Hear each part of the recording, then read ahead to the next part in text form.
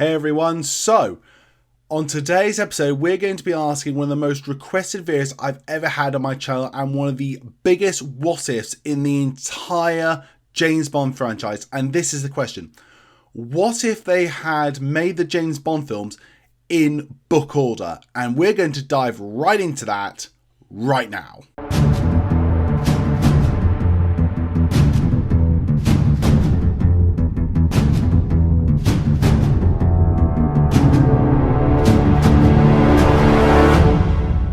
So for many of you who maybe don't know the history of James Bond, let me just give you a very quick brief synopsis about the history it took to get James Bond on film. Now, Ian Fleming, right from a very early on while writing his books, in fact, while he was writing Moonraker, always thought and always hoped that James Bond could make the jump to the silver screen and thought his character would be a great addition to cinema. And I think he wrote Moonraker a bit in mind, thinking this could be turned into a really, really great movie. Now, obviously, after that, we had the partnership between Kevin McClory and Jack Whittingham, where they all three together came up with the novel Thunderball. And as we know, that didn't turn out so well at that point. And then, of course, lo and behold, Albert R. Broccoli and Harry Saltzman got the rights together and they started making Dr. No. But Dr. No wasn't actually the first Bond film they actually wanted to make. Believe it or not, they originally started thinking they wanted to do Thunderball. Now, I should say at this point that Casino Royale rights did not come with the package Albert R. Broccoli and Harry Saltzman had, nor did the rights to Thunderball, and they were trying to come up with a deal to work with Kevin McClory at the time for this. But with all the legal troubles and not being able to have Casino Royale either to start off with, they chose to go with one of the most recent novels and a good starting point, Dr. No. And I think it's fair to say that the rest is history. But this art brings up a lot of questions I know a lot of people have, just that sort of what if tantalization. What if that Albert R. Broccoli and Harry Saltzman had all the rights to the Bond books right from the beginning? What if he started their series with Casino Royale and worked all the way through the books chronologically? How different would it be? Would it be better? Would it be worse? How would the different actors, because it would have to be in certain films, affect those films and change them differently? There are so many different what ifs in this. So while researching and developing this, I really went down a massive rabbit hole of potential what ifs and changes and how I'd have to affect this and how this would affect that. There are so many different what if scenarios. Literally, it was branching out more than an MCU variant timeline here. But after lots of research, development and analysing, I feel I've come up with a really good what if timeline of if the books were filmed in chronological order. And that's what we're going to discuss today in this video. But before we get into that, can I ask everyone, if you haven't already, why not consider subscribing to the channel? We just reached over 1,000 subscribers and we want to try and reach 2,000 before the end of the year. So if you can help us, it would be absolutely amazing. So before we get into this whole new timeline, I want to discuss with you right now some rules I have with my what if timeline. Now, my first rule is, as I mentioned, it's the books in chronological order. So the first film will be Casino Royale, the second film will be Live and Let Die, Moonraker, Diamonds Are Forever, From Russia with Love, and so on. We cannot change the order of the books to suit the movies or the direction that they originally took. The next rule I have is, obviously, we've had 6 great actors play James Bond, and we're going to keep to their tenures how it was in our own timeline. So from what I'm saying here, Sean Connery is going to do 5 films, George Lazenby is going to do 1, Sean Connery is going to come back to do 1, and then Roger Moore, Timothy Dalton, Pierce Brosnan, Daniel Craig, and so on. So that is very much staying in place. I'm also going to take elements of what they actually did do in the movies and maybe bring that into this timeline as well, if I feel that because of what happened in the previous film, it would have worked as well. Now, with all that being said, you know the rules now, we know how we're going to approach this. Let's start off with the first film in this potential timeline, Casino Royale. Now, a 1962 Casino Royale starring Sean Connery with a budget of the time around $1 million would be so vastly different than what we got in 2006.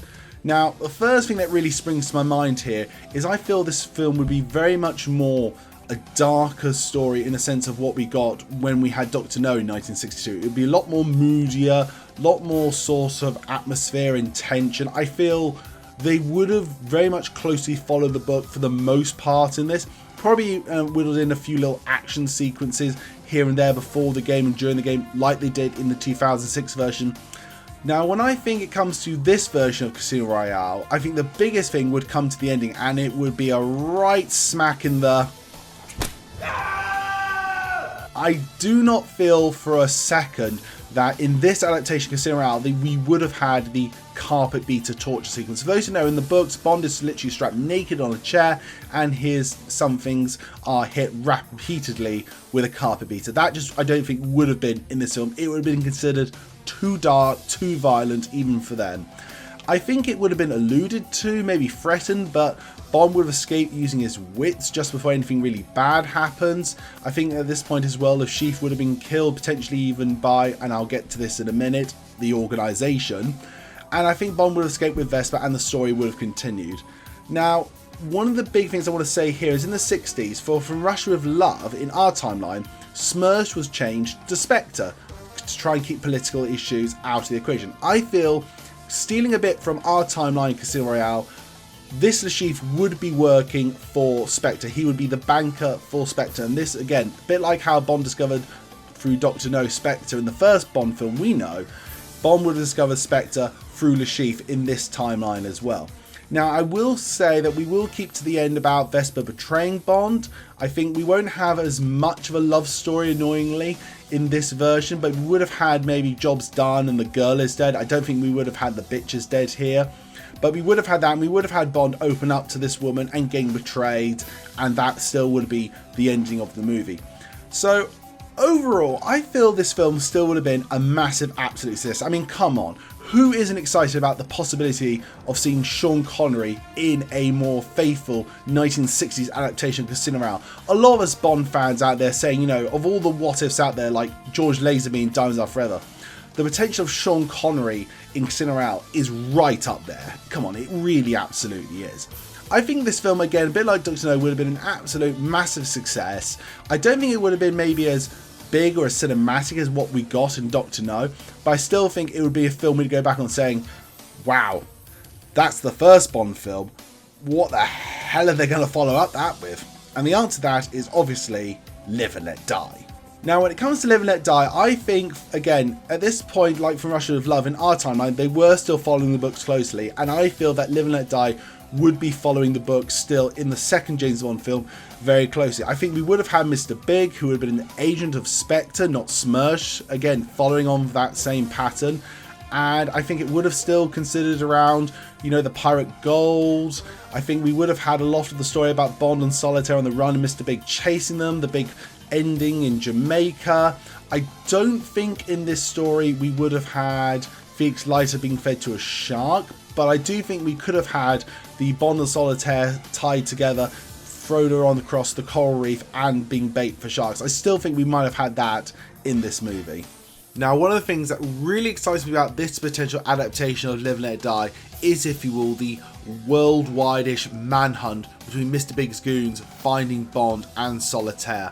I think that could be really translated super well into movies, and actually probably better than what it was done actually in the movie we got of Live and Let Die. This could be a really interesting dynamic hook to the film and a real sort of character journey part for Bond and Solitaire to go on, like they did in the book.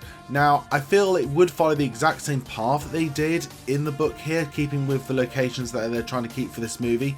But for me, that would definitely have been one of the big hooks of this movie. I also want to address that I think one of the reasons that Live and Let Die works so well in our timeline is the fact it was done in the early 70s at that certain period of time. I can't help but wonder, would some of the slang from the book gone into the 1960s movie? Would we have had to have now a, like, you know, this was made in the time when this was acceptable, it's not now sort of deal with Live and Let Die in a 60s sense? I don't think we could, because I think the producers were very aware of stuff like that and tried to raise above it, but you can't deny that is a thingy with it. I think Live and Let Die, again, a bit like From Russia with Love, would have been a success above what Casino Royale was. I don't think it would have been as well regarded as the Live and Let Die that we've got right now, but I think it would have been an absolute much bigger step up and it really shown like the Bond mania is absolutely growing. Now, we come to the third film. Now, in our timeline, as we know, that was Goldfinger, but from here, it is Moonraker. I see Moonraker as nothing but an absolute bestseller, win-win phenomenon here. I really do believe in this timeline. Like Goldfinger was the origin of the, if you will, 60s Bond phenomenon, I think Moonraker would definitely be the origin of the big Bond blockbuster phenomenon in this alternate timeline. The story of Moonraker, if they followed it closely, just adding a few extra bits here and there, which I'll get to in a minute, could have been absolutely incredible. A bit like in Goldfinger, where Bond has spent a lot of time at the, shall we say, the pleasure of the villain. I believe, again, that would have happened if you followed the book adaptation of Moonraker, and you would have had the same similar thing to it, which would have been, I think, really, really cool. I also think there would have been maybe a bit of location as well as the UK, to maybe go to Germany to see Drax's origins a bit.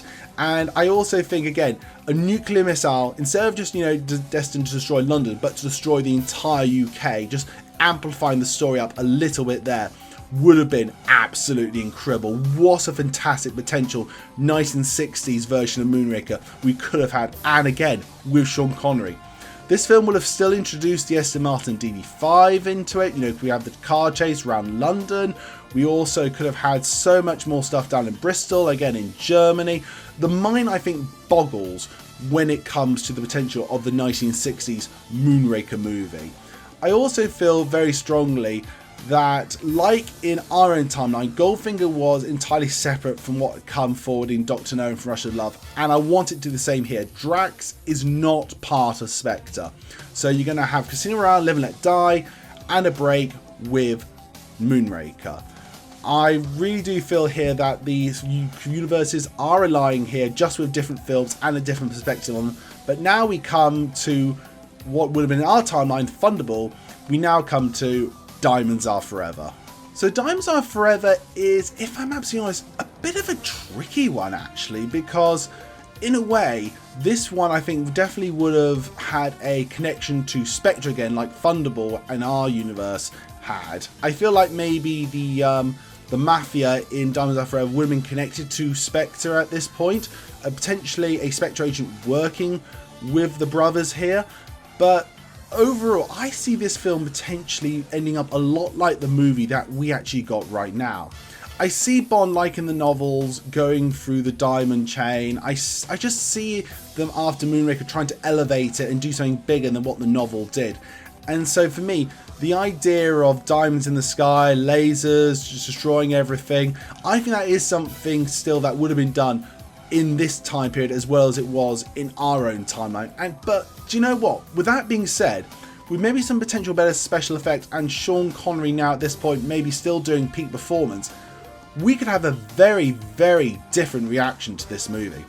I don't think in this timeline we would have had Blofeld as the main villain again. I think it would have been some, you know, the Spangled Mob, the two brothers. We still have Mr. Wint and Mr. Kidd. We still have the connections to Spectre, more and more puzzles alluding to him. Of course, I mean Ernst Stavro Blofeld. And I think we would have just basically had a more of a hybrid between the movie that we got and the book, more smashed together here. And I'm going to be honest, a bit like how the movie has gone over time here, even though it would be a big success at the time, I imagine this film probably wouldn't do as well in later life. It's no lie secret, a lot of people find Diamonds Are Forever to be weaker among the Bond films, and I'm certainly in that opinion as well. And I just, for some reason, I think compared to what we would have had at this point with Casino Royale and Live and Let Die and Moonraker, Diamonds Are Forever would still be maybe a bit of a letdown. But it's not over yet. We've gone that. We now come on to, I think, one of the most difficult films to discuss here in this potential timeline, and potentially what was going to be Sean Connery's last, which is From Russia with Love. I want to be upfront and honest here. From Russia with Love is one of my favourite books and James Bond films of all time. It is definitely like ultimate god tier as far as I'm concerned. And I can't deny this film would not do as well in this universe, I think, as it did in our own universe. And I'd say this for a couple of reasons. I think very much the film would be mostly the same. It would have Spectre instead of Smerge, the Lecter decoding machine, all of that great stuff, Istanbul, all, you know, the stuff we have in this film is in this version's timeline. However, there's two big differences I foresee happening here. Now, the first one is Sean Connery. He would be getting tired and annoyed of the role by now, and he wouldn't be giving his best performance in the role like he did with You Only Live Twice. He would be having that sort of attitude, feeling when it comes to From Russia with Love, which would make the film not as good. I think the other thing is, again, with the massive success following, like, you know, Moonraker and Diamonds Are Forever, what they're doing, they would change the ending to something a bit more bigger and bombastic than what we got in the movie. Now, for me, the finale of From Russia with Love works so well. I think it's the right amount, and it really builds up the tension. Everything just works on all cylinders. Here, I imagine potentially Bond being kidnapped maybe a bit at the end by Rosa Clare, a big and massive sort of escape from a warehouse, the Lecter potentially still in our hands, taken to the British, but there would have been some big bombastic, big finale ending akin to, if you will, the volcano lair. You can't deny it by this point, that is something they would be doing. It happened in our universe, it's got to happen in this alternate universe.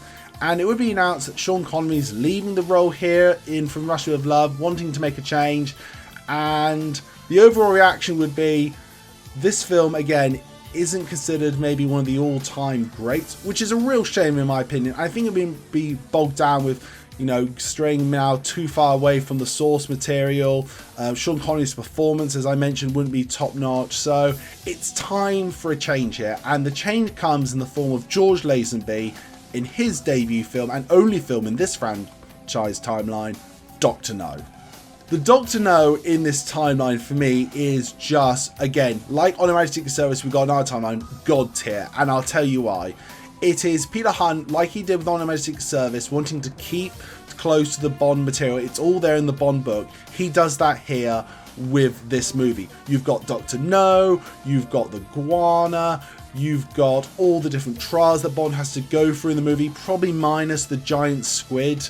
You've got, you know, Honey Rider there, you've got Quarrel back here, you've got, you know, all of this stuff will be brilliant, and literally, like on Her Majesty's Secret Service, we will be following the book of Dr. No so closely, which really does potentially get me excited. I think that Dr. No would be an absolute masterpiece. Even like it was in our own universe, it would still be here. But obviously the big question is, this film, instead of Sean Connery, would have George Lazenby.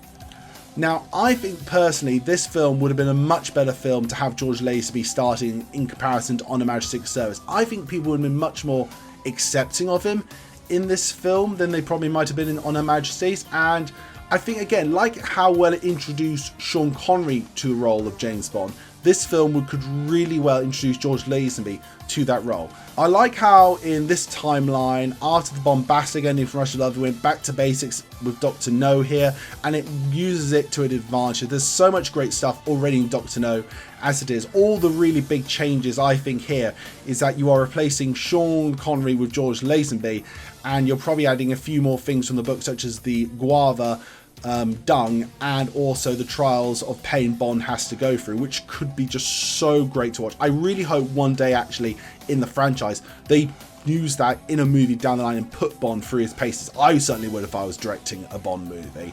But as we know, George Lazenby decides that he just wants to do one film and go. So, like in our original timeline, we must keep it here. George Lazenby decides to quit after Dr. No, which leaves the producers struggling to work out what to do next. And we now have, and I'm really happy to say this, Sean Connery return in Goldfinger. Goldfinger, we all know this, one of the greatest films in the Bond franchise. We all love it, we all respect it, it's fantastic, it's amazing. I think very much hand on heart, if Sean Connery in this time comes back, does Goldfinger, it's one of the still greatest films of all time. Nothing is different about the movie in this alternate timeline. It's just as brilliant as we all know it and we all love it. And in fact, you know, we could all just go watch it now. It's that good. Goldfinger would be the great finale to Sean Connery's tenure as James Bond. Remember, they wanted Diamonds Are Forever to be a bit like Goldfinger. Now this time, Connery can leave actually on one of the greatest Bond films of all time, Goldfinger. Some of the changes I've imagined would be, we probably wouldn't have Gert Frove as Goldfinger, probably different actor for Oddjob, but the story and the characters still remain there. It could be absolutely fantastic. Really bring Bond right back up to this amazing standard that we all know and love. No matter what universe it is, Goldfinger is one of the greatest Bond films of all time. Well everyone, that is the end of part 1 of this What If timeline. If you do like what you're hearing, do give us a like, comment down below, and do subscribe to the channel. Stay tuned for next week where it is part 2, and I'll see you there. Bye.